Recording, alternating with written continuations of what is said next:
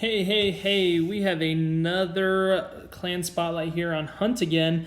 Man, these guys are just putting up some insane numbers. They have an insane streak going on. I mean, their attacks, guys, I'm not kidding you, man. Every time I watch some of their attacks, I'm like amazed. They're just so insane. And we're going to see a few of those coming up recently. So check this out, guys. We're going to be starting off with, and again, I'm not going to be able to pronounce any of these guys' names, but we're going to go ahead and give it our best shot.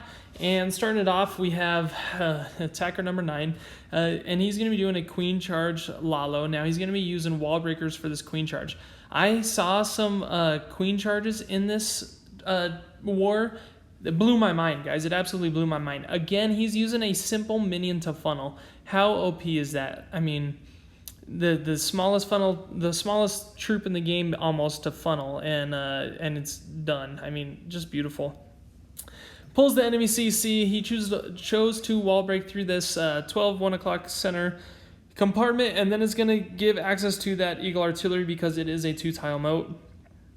I mean, like every single time I make a YouTube, I feel like I say, oh, that 2-tile moat just got destroyed. Oh, because of that 2-tile moat. It's like, hey guys, 2-tile moats are they're not good. I don't know why so many bases have them. We've seen it gives natural paths for the troops. Like in this case, that queen was able to stay on the right hand side because of the 2-tile moat while he lalos the rest. So it's just, I don't know, man. Do not know if you guys have a 2-tile moat that actually works out well. Send it to me because I have not seen a single one yet. And boom, I mean, next thing you know, he queen charges all the way through the right side of that base from 12 to 6 and then loons the rest of it. So beautiful hit there. Next up, we have Matt E, okay. So he's going to be doing a bat bomb drag, okay? This is pretty cool. He's going to bat bomb over that multi-target Inferno and that Wizard Tower. He's going to do a couple free spells just to make sure those bats are going to stay up. He basically clears out the entire that entire section there. He almost got that air defense out, but he was a little short. And then he's going to Sui the heroes on, a couple extra structures on the right-hand side to secure the funnel. Gets rid of those skeleton traps. That's a good thing about these. A good thing about the big drags is that, they have the splash damage when it comes to the skeleton spells. So my favorite troop of the game is already out in this raid. And next thing, the bats, the dragons and the loons and the warden just overpowering the core here. That stone slammer has lasted all the way, literally to the exact opposite side of the raid. Absolutely insane. We're going to go ahead and speed that up because these loons are just going to take out that air defense while these drags clean up the rest. Last thing alive is that builder's hut that's going to get taken out by that baby dragon. So yes. And on another one. This is number 9 again. Now, guys, this base I show a lot. I've kill squad hog this base probably more times than I can count. But this is another method of taking this base down. He's going to be doing a queen walk into a charge, and then Lalo.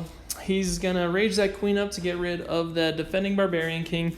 From there, this queen is going to simply skip over that town hall compartment and is going to walk around to about the 6 o'clock, uses that king to funnel that queen to go into the core there. Notice there's that little inlet where that wizard tower is, and that's his goal, is to get that queen inside of that inlet to take out the enemy CC and the enemy queen and that Eagle Artillery. Notice that Eagle Artillery is within striking range of that queen. He's going to use a couple wall breakers. Check out that wall breaker placement, guys. The wall breaker placement is going to get exactly right on the money to open that queen in, and then she's going to circle back to that Giga Tesla. So, that is just such a cool raid, guys, being able to move your queen and control your queen like that throughout the core of this base. He started on the outside 3 o'clock and ended up on the inside 3 o'clock. Basically in the center. So just crazy way to control and manipulate your queen like that. You don't see that a lot. And I think that's the second time I've ever commentated a raid like that because it's just so tough and it's hard to do. Next up, we have Abba Hossein, and he is going to be doing a queen charge Lalo. Again, a lot of these higher streak clans are definitely using a lot of Queen Charge Lalos, and this, I mean, it's just such an overpowered attack. You know, it's definitely probably the hardest attack in the game right now, but it's just extremely overpowered if you are able to do it and manipulate it right, like how we're seeing right now. These guys are, I mean, just dominating the any and all bases basically given to them. They just dominate and take care of. And in this case, he's going to be doing the Queen Charge from the 9 o'clock down that little street type pathway of walls towards the Giga Tesla, jump spells into the core there. That Queen, I think, took a little side route because she was supposed to go to that Town Hall, I'm assuming, because you don't want that Queen over here just getting all these extra structures out of the way.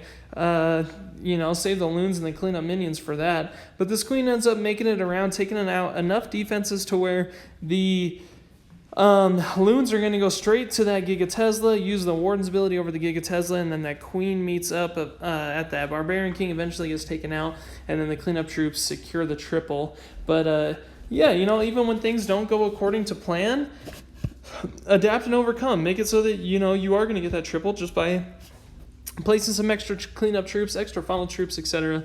You know, those are really the game winners when it comes to triples. Next up, we have Ahmad Abo Ruslan. We're going to go with that, guys. Again, I apologize.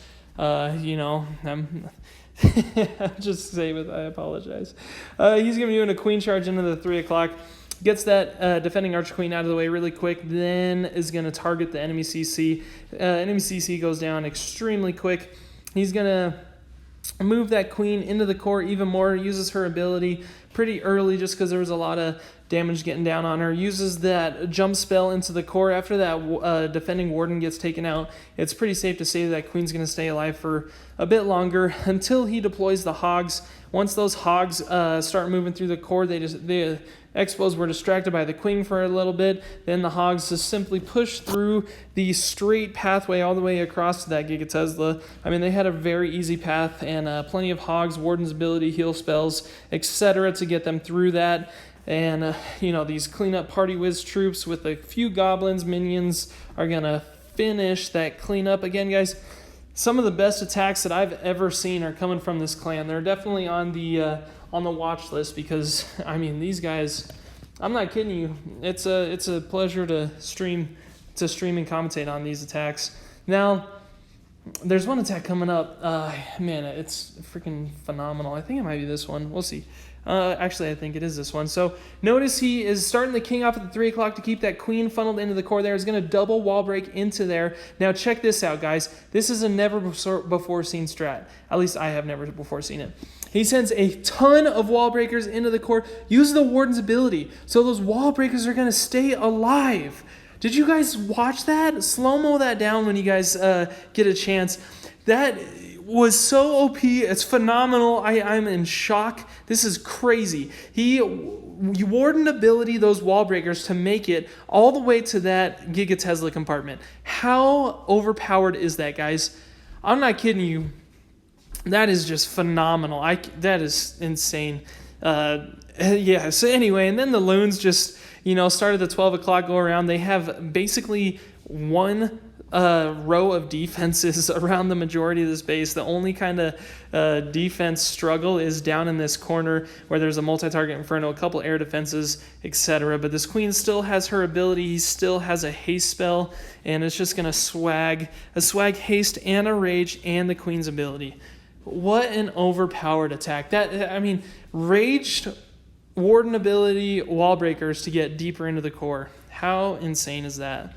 All right, now we have Matt E, and he's going to be doing a Queen Charge Lalo, like we like to see, and he is going to actually use the wall breakers to use for the Queen Charge on this raid, guys. So he starts the King off at about the 11 o'clock. That King is going to go from 11 to about the 9 o'clock. Once he is done and dies off, he uses a peck on the other side. This Earthquake spell really opened up so much of this base in the core there. So, you know, a lot of times you see Earthquake spells with like Bow Witch attack or P.E.K.K.A. Bobat or something like that, to where it's going to open up a ton of different compartments so that the bowlers and the P.E.K.K.A.s and the witches just have access to more. But a new strategy is to use that earthquake spell to get that queen in there further on the charge. You know what I mean? So that queen has made this base a perfect L shape to where the hounds are just going to do just enough tanking to get through.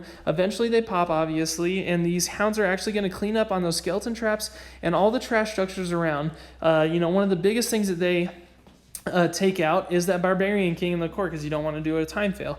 So yeah, the loons just keep pushing through. There's a few left alive in that bunch there, and then the rest of the lava pups and the minions are just going to straight through that core. It's just such a good raid. That 4 earthquake spell queen charge is definitely on the prowl. And here we go. Now notice Godness here, AW Godness, does not have maxed rages and is still able to pull off just an absolutely insane triple. So they are going to start it off by, a couple funnel troops, and is going to funnel that queen into that 9 o'clock compartment, which is going to give access to that town hall. That town hall is in a very bad place because that queen can access it just from that spot alone. There is that single target Inferno, which is not ideal for the queen charge, but fortunately she targets that single target Inferno before she targets the enemy CC, which is great because that single target Inferno definitely would have taken her out. She might have had to use her ability and then refocus that Inferno, but in this case it worked out just great. Eventually she's going to be able to make it all the way down to take out the defending Archer Queen, and then is going to get stuck on that wall, drops the king to keep that queen funneled more into the core, and then the Lalo portion is going to start at the 10-11 o'clock with very, very, very good placement of loons, minions, and the Stone Slammer. Immediately dropped the hounds and then the loons right after, and then the minions after, to make sure that they're not going to time fail, and they're just going to push around and take out all the structures that are inside of the core that are not defenses that those loons will target ahead of time. So bada bing, bada boom, another triple by AW Godness. Just crazy hits. Now I got to go back. This is going to be the last one, guys. I had to show my boy off. This is AW Mahed. He's the one that's gotten me into this clan and requested me to do some war recaps for him. And, I'm loving it. These guys are just phenomenal attackers. So starting it off, he's going to be doing a queen charge. And the queen charge starts with the Barbarian King as a funnel and then the queen on the other side. And they're just going to push into that town hall compartment. He wall breakered in there, and then that king is... this is actually pretty cool how those healers stayed with the queen the whole time instead of transferring over to that king, even though that king was hurting as he was pushing into the core there. So you don't see that too often. Again, this is a super, super bad layout in the core here because that...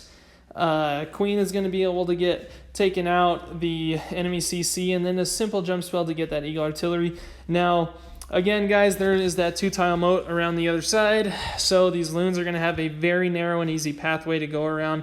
They started off at the 12 o'clock, literally have 1 row of defenses. That is it, just 1 row of defenses for the majority of this raid, and then go around from the 4 o'clock to the 8 o'clock. Just raged all of those loons up. The queen is still up. Queen took out the defending Barbarian King. And, there's just probably 20 loons left alive. And he's even got a swag freeze to show off. Just an incredible attack. Now, this was against Beast Mode. These guys are a Champs 1 clan. And, they just put up an insane amount of triples. So 17-3, guys, against Beast Mode on Champs 1 clan. Excellent raids.